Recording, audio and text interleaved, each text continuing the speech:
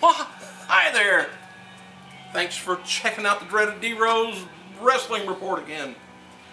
I want to thank you guys for yesterday's click, because that's about the most I've had on this silly report here. But, so I might as well feed you a bunch of stuff again on today's report. I'm just watching the 1993 Royal Rumble, by the way. It just, I'll show you just a second of it. Hold on, hold on. I don't know if you remember this or not. What is it? That is the biggest man I have ever seen in my life. 3, 5, 4, 5. He is Undertaker, you better run. The Undertaker. That sucker was quite a bit bigger than the Undertaker. I forgot just how tall he was. El Gigante. The Giant. Whatever you want to call him. Hey, anyway, ESPN has announced that UFC champion Brock Lesnar will be appearing on the Sports Center show Wednesday morning at 11 a.m. to discuss his health and whether he can fight again. Recent months, Lesnar has been diagnosed with mononucleus and diverticulitis, which caused him to pull out of the UFC 106, I guess, with Shane Carwin. Anyway, if he had to be operated on, I guess he would probably end up with a colostomy bag, and that would just do his wrestling career in. Now, today is Thursday, so I didn't see the result, or I didn't catch the what he said on ESPN. So if you did, leave it on the comment and let me know, and let everybody else find out. Chris Nowinski, remember him? Christopher Nowinski. Anyway, he's Sports Legacy. He's the head of Sports Legacy Institute. Announced the following yesterday: HBO's Real Sports returns Tuesday with a 2-hour follow-up to the Emmy Award-winning piece of 2007 on concussions in the NFL. The original piece will be followed by a completely new report featuring works of SLI. Well, I think that's the reason they're not going to go through with the Bret Hart, where Vince was supposed to slap him, because they didn't want to bring up the concussion thing. Later, I think they'll bring up his stroke and physical problems he's had. Vince gets low sometimes. He'll bring up whatever he can on him. USA Report.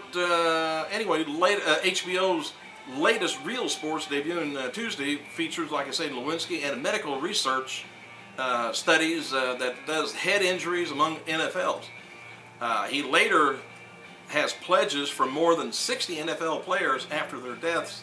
Their brains can be donated to the study of effects of concussions. Some of these guys are doing it honestly to protect their own sons, who will play, probably football after, whenever they're eligible. The story reported that Bernard Goldberg will highlight efforts of SLI and do interviews with Lewinsky and some other doctors and stuff.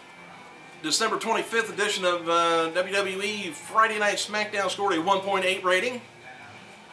The official name of WWE's upcoming Hart Family DVD is going to be Hart and Soul Family, Hart Family Anthology. As mentioned before, it will be releasing a movie called Big Red soon. It's going to be about a boy growing up in the 60s. The word has it that Randy Orton is going to be starring in it, but but it's not clear yet who he'll be playing. The plot of the movie reads kind of like this: 1965. As the world changes around him, 12-year-old Andy Nichols becomes of age, and when he's asked by his favorite teacher, Mr. Simon, to partner with school outcast Big Red for an English assignment. Oh, does that sound exciting?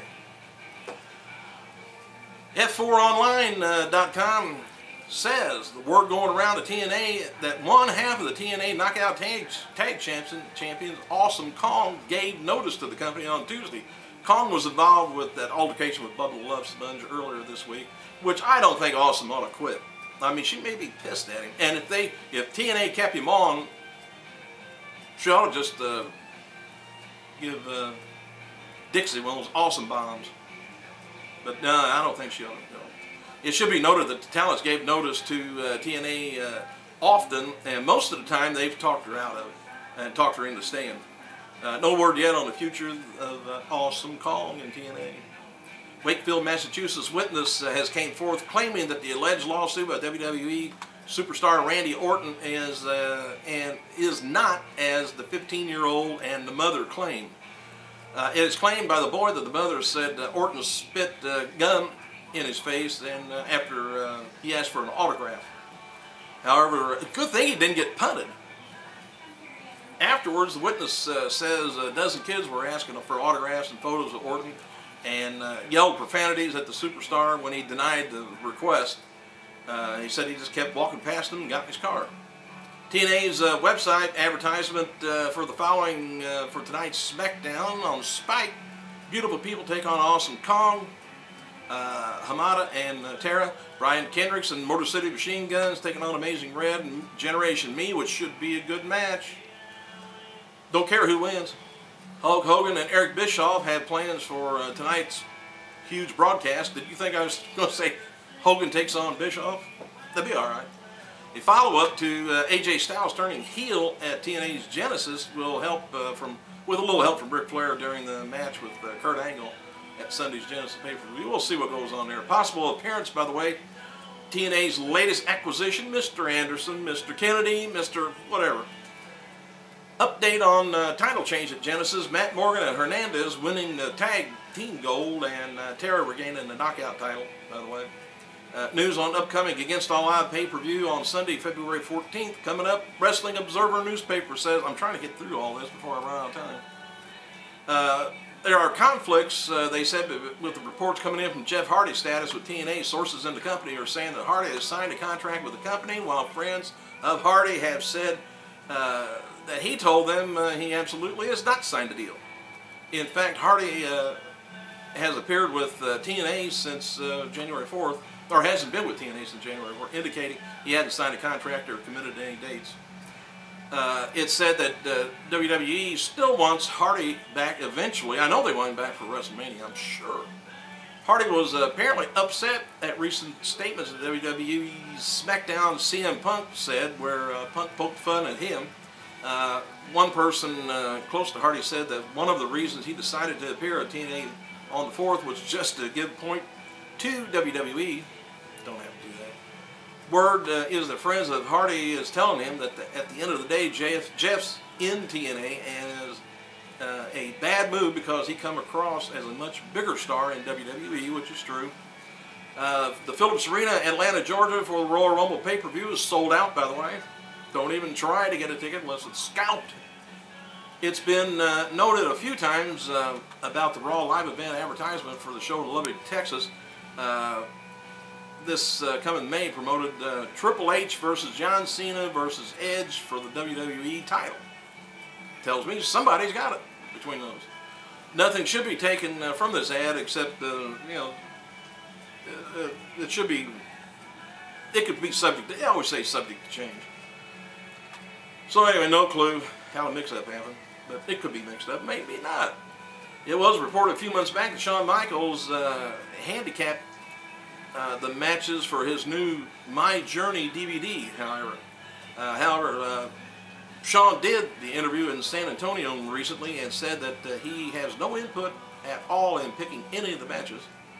Several fans have wrote and confused about the 3 nights of TNA taping this week and how didn't make any sense. That for some reason TNA taped shows pretty much out of order this week, so it would go together better on TV.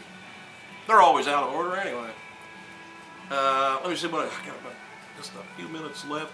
Reports that Undertaker's experiencing significant pain during the recent house shows are true.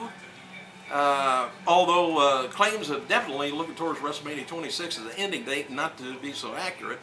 But you never know, he could continue. But wouldn't it be strange if Shawn Michaels ended Undertaker's career and reign at WrestleManias? Well, I'd give old Shawn another bunch of heel remarks on that. Hey, I got about 15 minutes. Never know, I think Brett should screw Shawn Michaels and be the referee on that match. I gotta go.